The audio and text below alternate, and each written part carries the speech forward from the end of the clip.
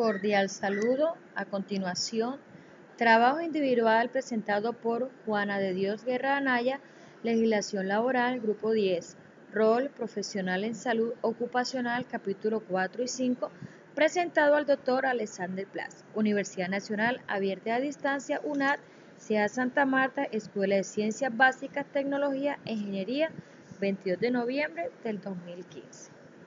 Diagnóstico del trabajo colaborativo número 1.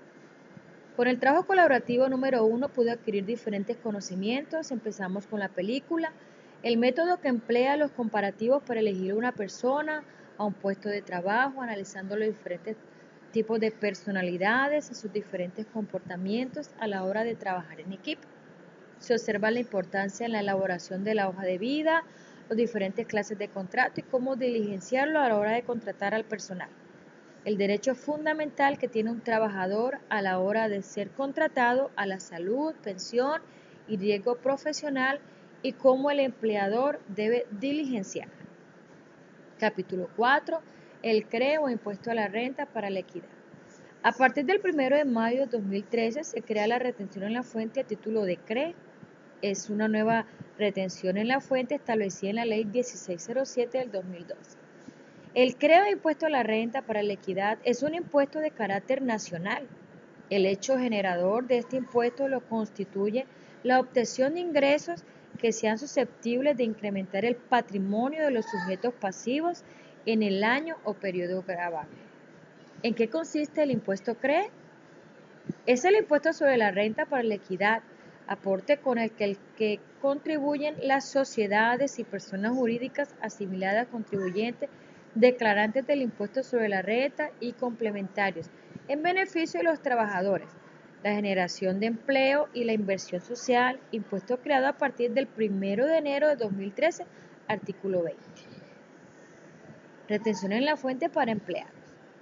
Para efectos de aplicar la retención en la fuente debe tenerse en cuenta el concepto de empleados que definió la Ley 1607 del 2012. Los empleados, ¿quiénes son? Son aquellas personas naturales, residentes fiscales en el país que tengan una vinculación de cualquier naturaleza, independiente de su denominación, ya sea laboral o legal y reglamentaria, y cuyos ingresos provengan en una proporción igual o superior a un 80% de la prestación del servicio de manera personal o la realización de actividad económica por cuenta y riesgo del empleador o contratante. Capítulo 5. Regímenes especiales, reglamentos Ministerio de Trabajo, protección a la maternidad y prestaciones sociales en caso de muerte del trabajador. ¿Qué es el servicio doméstico? Es aquella persona natural que a cambio de una remuneración presta un servicio personal en forma directa en un hogar o casa de familia de manera habitual o bajo continua subordinación, dependencia, residiendo o no en el lugar de trabajo a una o varias personas naturales en la ejecución de tareas de aseo, cocina, lavado, planchado, cuidado de niños y demás tareas propias del hogar. Jornada de trabajo. Para los trabajadores que residen en la casa del empleador, la Corte Constitucional, mediante sentencia C-372 de 1998, dispuso que estos trabajadores no podrían tener una jornada superior a 10 horas diarias. Salario. Tienen derecho al pago del salario mínimo legal mensual vigente. Se puede componer con una parte en especie si ganan el mínimo. La parte en especie no se puede superar el 30%. Si el trabajo se realiza por días o por horas, se hará la conversión a días y horas. Tienen derecho a un descanso remunerado los días domingos y festivos. Por el hecho de laborar toda la semana, para el caso de los empleados por día o por horas, el pago de descanso dominical será una sexta parte del valor del día trabajado. Auxilio de transporte. Tienen derecho a esta prestación por ganar hasta 2 salarios mínimos si trabajan por días únicamente en los días que presten el servicio. Prestaciones sociales. Tienen derecho a las cesantías y a los intereses sobre cesantías, a calzado y vestido de labor en las fechas que lo establezca la ley. El auxilio de cesantías Siempre se pagará en dinero y en ningún caso será inferior al salario mínimo legal mensual vigente por cada año de servicio y proporcionalmente por fracciones de año. Tienen derecho también a los intereses sobre las cesantías. El salario base para liquidar las cesantías es la totalidad del salario. No tienen derecho a la prima de servicios por cuanto la actividad del hogar no produce utilidades. Tienen derecho a la licencia de maternidad conforme con las disposiciones vigentes. Seguridad social. Existe la obligación de afiliarlo al Sistema General de Seguridad Social en salud, pensiones y riesgos profesionales. En caso contrario, responde el empleador con sus propios recursos. En Colombia, hoy por hoy, existe la creencia de contratar a un empleado beneficiario del SISBEN exime al empleador de afiliar al trabajador del sistema de seguridad social, algo que en términos generales no es cierto, y mucho menos legal.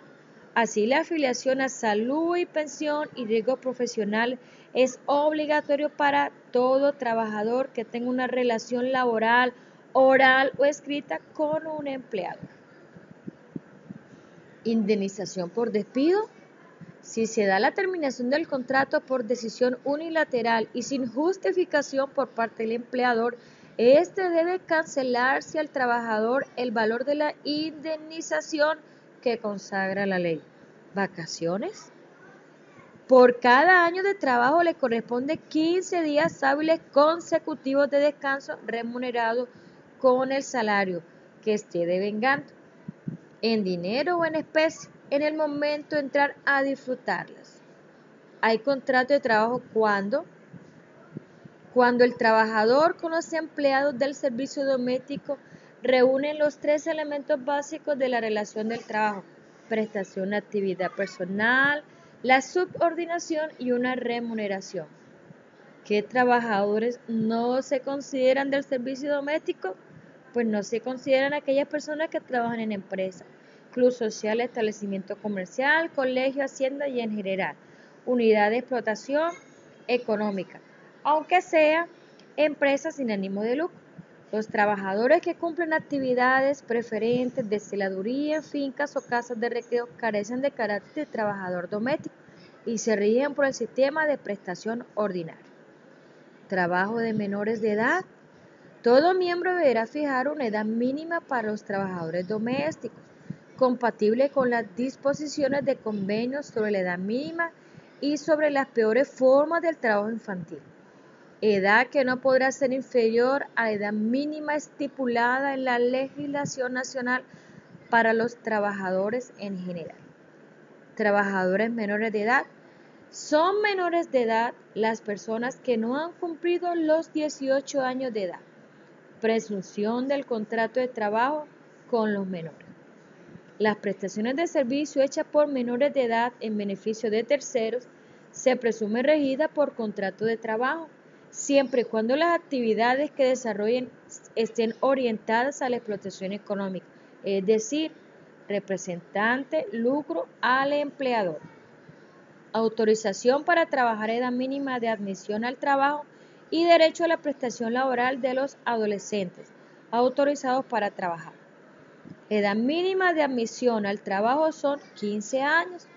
Los adolescentes entre los 15 y 17 años requieren para trabajar de la respectiva autorización expedida por el inspector de trabajo o en su defecto por el ente territorial local, y gozarán de las protecciones laborales consagradas en el régimen laboral colombiano, las normas que las complementan, los tratados y convenios internacionales ratificados por Colombia, la Constitución política y los derechos y garantías consagrados en este código. Violencia en el trabajo. Todo miembro deberá adoptar medidas para asegurar que los trabajadores domésticos gocen de una protección efectiva contra toda forma de abuso y violencia. Trabajo decente. Todo miembro deberá adoptar medidas a fin de asegurar que los trabajadores domésticos, como los demás trabajadores en general, disfruten de condiciones de empleo equitativas y condiciones de trabajo docente, así como residen en el hogar. Para el que trabajan, de condiciones de vida decentes que respeten su privacidad. Prestaciones sociales en caso de muerte del trabajador. La muerte del trabajador, cualquiera que sea la causa del fallecimiento, origina para el empleador la obligación de pagar a sus familiares o beneficiarios los salarios y las prestaciones sociales que se hayan causado.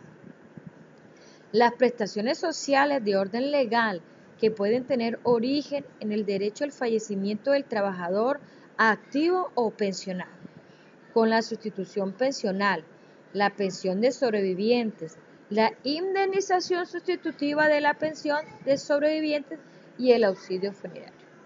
Auxilio funerario: la persona que compruebe haber sufragado los gastos de entierro de un afiliado o pensionado tendrán derecho a percibir un auxilio funerario equivalente al último salario de base de cotización o al valor correspondiente a la última mesada pensional.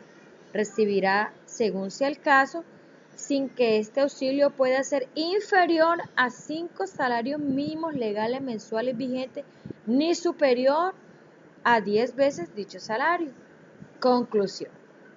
Por medio de este trabajo dimos un recorrido por la unidad 2 del curso de legislación laboral, especialmente el capítulo 4 y 5, conociendo lo que es el CREA o impuesto a la renta para la equidad y prestación de régimen especial, reglamento, Ministerio de Trabajo, protección a la maternidad y prestaciones sociales en caso de muerte del trabajador, enriqueciendo nuestros conocimientos para aplicarlos en nuestras carreras profesionales. Muchas gracias.